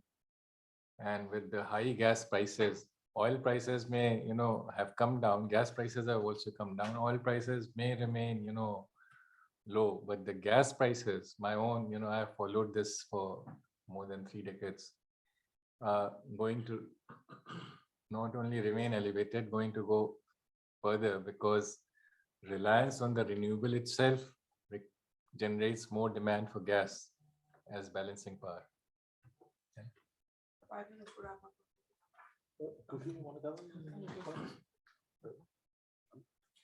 Well, I started out this at the outset. I outlined 3 challenges that make this conversation relevant this year, even though the title, as I said, could have been in any year. The potential or perceived conflict between, solving for the climate crisis versus solving for the current energy crisis, dealing with energy in the context of a macroeconomic crisis, and then, the worry about protectionist measures kicking in as we solve our own crisis. So I really liked Anna's, provocative question, what's common to the concerns that we have. I'm trained as an economist, so bear with me. I have a very crude rule of thumb about what's a developed country and what's not. And that's basically a country that prints its own money and versus one that doesn't. And I'm guaranteeing you there's no economics textbook that tells you that. That's why I don't call myself an economist anymore. But jokes aside, the commonality, Anna, is that our energy needs, our material needs, our food needs, our transport needs, our building needs, all of that is rising, right? But none of us prints our own money. In fact, when the countries that do print their own money, the cost of financing for us goes up, even though we've got nothing to do with it. So we've got to solve for this macroeconomic challenge and the climate challenge and the energy challenge all in that context, right? So the examples we've heard from India, from the UK, from Germany, from Brazil, from Mexico, this is why I was just writing a column a little while earlier this morning. I said the G20 would matter even if it didn't exist, because we are the relevant countries in the global economy. So what is the homework? I earlier was very happy that Jesse was answering the exam questions. So now I will set some exam questions for this task force, right? Because this is the first meeting. We've got a bunch of months to work on this. For me, the role of the G20 is to solve 2 types of problems: market failures and political failures. Right? It's not there to solve for Brazil's economic development pathway or India's economic development. We've got competent authorities within our countries to do that, right? The challenge at a global coordination level is, what are the market failures that the G20 countries can solve for? What are the political failures we can solve for? And of course, in the context of this conversation, we've got to ask that with regards to energy and climate. So I have 4 market failures with regards to what we're discussing, and I've got 3 political failures. And we can then decide as a task force, whether we come up with solutions for all 7 or any one, doesn't matter. I'm just setting the exam questions. Market failure number 1, Raghav pointed out right at the outset, and many of you have said that there's not enough money going to where the sun shines the most, or where the wind blows the hardest, or where energy per capita is extremely low in terms of consumption. And for that, we need to de-risk finance. It's as simple as that, except it's not as simple as that. Everyone talks about de-risking finance, everyone talks about blending finance, doesn't happen. So what do we need to do, both through the finance track, but also through the energy working group, also the environmental sustainability working group, the development working group? These are all elements where we've got to get some coordination done for de-risking finance at scale.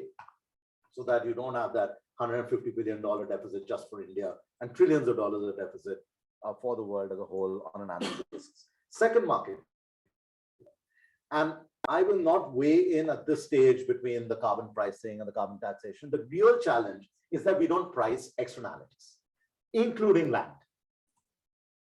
right? If we priced land properly, then we would trigger the innovation that we needed to become more efficient with our energy systems, or build a much more distributed renewable energy or distributed energy infrastructure. It's because we don't always price land properly or don't price water properly. So we are thinking about hydrogen, but not thinking about what will be the price of water for that, and so forth. So what is the G20 level of solution for pricing externalities? And then the externality for India will be different from the externality for Indonesia, which is an island country, which will be different from an externality like Brazil, where we rely on you to protect the Amazon so that the rest of the world can get oxygen, right? But pricing of externalities is really the market failure. Carsten brought this up. The third biggest market failure is the lack of material efficiency, right? Not just energy efficiency. The critical minerals, some of which are displayed in our exhibition center downstairs, we don't have enough critical minerals to keep digging them up from the soil. So what is the way in which we start creating a new circular economy of material efficiency? And the fourth related to that is sustainable consumption. And GDP, back to my economics lesson, is calculated by adding up consumption expenditure, investment expenditure, government expenditure, and net exports.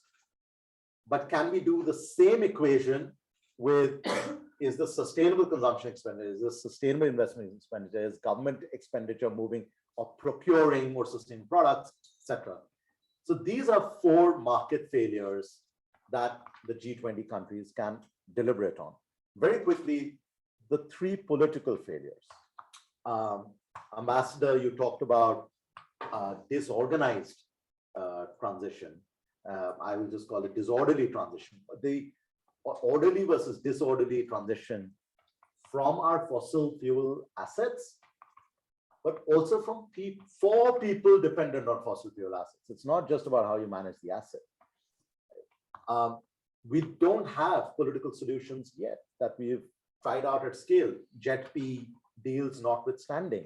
No one has really figured out. You've got Gilets jaunes in France, and we've got, people storming parliaments across the world. So we need to be serious that this is a common political problem that we all face. The second political failure is that in the quest for energy security, we are becoming more energy protectionist rather than developing the rules that will govern the energy fuels of the future. Whether it is hydrogen, whether it is critical minerals, whether it is supply chains for renewables, whether it is access to nuclear technologies, doesn't matter what technology. The point is, we don't have an energy security architecture for the energy demanders of the future or the energy fuels of the future. And that's a political failure. And the third political failure, this goes back to the tech transfer point, is that we don't have tech transfer. So how do we develop partnerships, that fourth word in this title today, that helps us to co-develop the technologies of future without, because right now, regardless of our models, we're all kind of in a way staring into a crystal ball, right? So when the market failures get solved, innovation will get triggered. But the innovation will be just and inclusive and sustainable if we create platforms for co-developing technologies rather than hoping that someone will develop and someone will lend it to us. So I've outlined 7 questions, exam questions, so to speak. But for a G20, that's where, individually, we are all major economies. We'll figure it out. But collectively, we can do it better, more efficiently, more sustainably, if we can start focusing on these market and political failures. Thank you, Honorable. So the country which is printing money is also increasing the interest rate at a time when you need cheaper finance.